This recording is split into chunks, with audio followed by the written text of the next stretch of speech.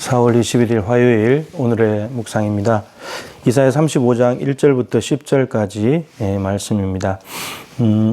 어제 34장에 에돔, 에서의 후손들에 대한 심판의 말씀이 있었죠. 오늘은 대조적으로 남유다 백성들이 하나님의 은혜를 입어서 회복하게 되는 그런 내용의 말씀이 기록이 되어 있습니다. 오늘 하나님의 영광이라는 말이 나오는데 하나님의 영광을 이렇게 좀 동선을 추적을 해보면 먼저 출애굽기 16장이 제일 먼저 나타납니다. 하나님의 영광이 만나가 내리는 그 현장 속에 있다라고 하고, 그리고 광야 구름 속에 하나님의 영광이 있다 이렇게 말하면서, 그 다음에 이제 하나님의 영광이 시내산에 오게 되고, 모세가 지은 성막에 이스라엘 백성 한복판에 가까이 내려오시고, 솔로몬이 지은 성전으로 이제 하나님의 영광이 오게 됩니다. 근데 그 성전에 솔로몬 성전이었던 하나님의 영광이 어떻게 되냐면 하나님의 영광이 떠나버리게 됩니다. 왜 떠나게 되냐? 남유다 백성들이 죄를 지었기 때문입니다. 우상을 숭배하고 하나님 말씀 버리고 하나님을 섬기지 않았기 때문이죠. 그랬을 때 하나님의 영광이 이가봇 떠나버렸습니다. 에돔은 이미 이가봇 해버렸고, 하나님의 영광이 남유다도 이가봇 했는데, 이가봇 하게 되면 어떻게 되냐면 바벨론 이방인에 의해서 짓밟히게 됩니다. 맛을 잃은 소금이니까 짓밟히게 되고 멸망을 당하게 되고, 그리고 포로로 잡혀가게 되는 거죠. 근데 오늘 말씀은 뭐냐면 하나님의 영광이 돌아온다는 겁니다. 하나님의 영광이 다시 온다는. 그러면 하나님의 영광이 온다는 말은 무슨 말이냐 하면 남유다 백성들의 죄를 용서하시겠다는 말이고, 그리고 포로에서 예루살렘으로 돌아온다는 이야기입니다. 그리고 돌아오게 되면 세 가지 회복이 일어난다고 말하고 있습니다. 그게는 세 가지인데, 사람이 회복된답니다. 그러니까 포로민들이 이제는 자유민으로 회복이 되게 되는 거고, 그리고 그 안에 있는 5절 6절에 보면 맹인의 눈이 밝아지고 못 듣는 사람의 귀가 열리고 전언자가 사슴같이 뛰고 말 못하는 사람들의 혀가 돌아오게 된다, 이렇게 이야기합니다. 그리고 바빌론에 짓밟힐 때 황폐하게 됐기 때문에 사람이 못 살고 짐승들이 살죠. 이제는 짐승들이 떠나가고 사람들이 사는 곳으로 바뀌어지게 된다고 말합니다. 그럼 두 번째는 예루살렘이 회복되겠죠. 그러면 그 말은 그 성전이 회복되는 건데, 그건 예배가 회복된다는 말입니다. 예배가 회복될 것이고, 그 다음에 피조 세계가 회복이 됩니다. 사막에 강이 흐르고 광야에 길이 생기고 백합화가 피어서 즐거워하고, 이 피조 세계가 인간의 죄로 인해서 병들었던 피조 세계가 회복이 된다는 말입니다. 그러면 그것에는 뭐가 있겠습니까? 기쁨이 있겠죠. 즐거움이 있겠죠. 오늘 말씀 안에 기뻐한다, 즐거워한다, 기쁨과 즐거움, 영영한 희락, 슬픔과 탄식이 없어진다, 이런 내용들이 가득 차 있습니다. 이게 하나님의 영광이 돌아왔을 때 이스라엘 백성들 안에 가나안 땅에 일어나게 될 일입니다. 오늘 본문은 직접적으로는 바빌론에 돌아오는 이야기지만, 사실 궁극적으로는 나중에 완성될 하나님 나라 메시아의 왕국에 대한 말씀이기도 합니다.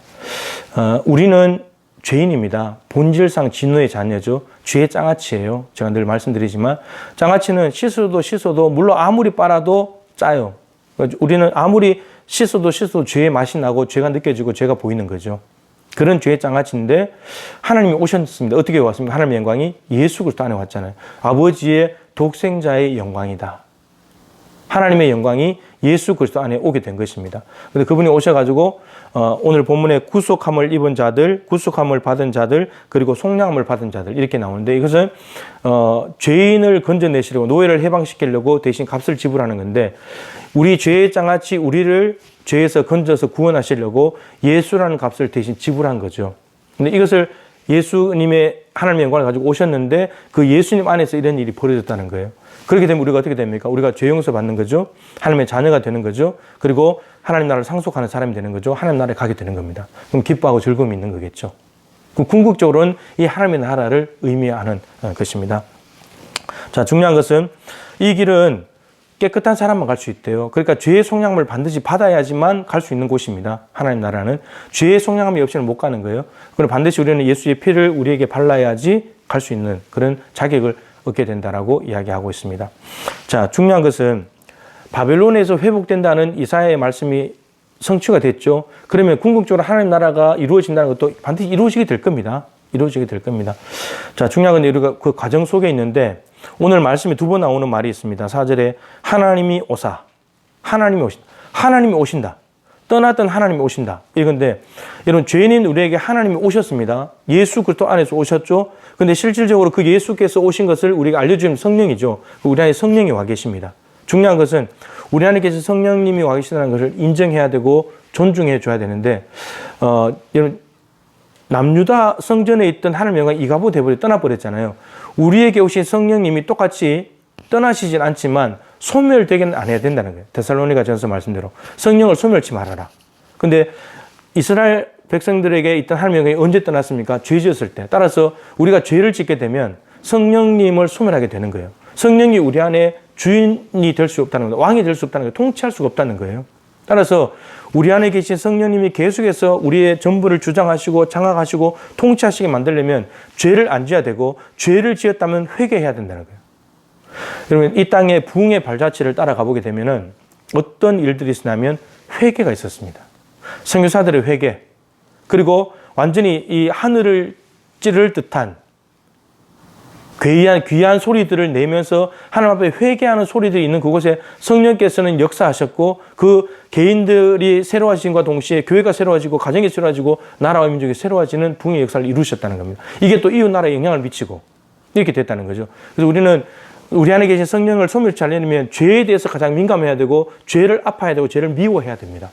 그래야 성령이 내 안에 계속해서 머무시는 거고, 또 성령과 함께 보조를 맞춰 살아가는 것, 말씀에 순종하는 삶, 성령의 욕구대로 살아드리는 것, 이것을 행할 때 우리 안에 성령님은 이가봇 하지 않고 우리 안에 영원토록 함께 계시고 우리 안에 계시고 우리와 동행하시는 놀라운 하나님의 은혜를 입게 될 것입니다. 여러분, 오늘 하루 죄에 대해서 민감하십시오. 내 안에 계신 성령님을 존중해드리고 귀하게 여기고 떠나지 않도록 잘 우리를 다듬고 깨끗하게 하고 정결하게 하는 작업이 너무너무 중요합니다.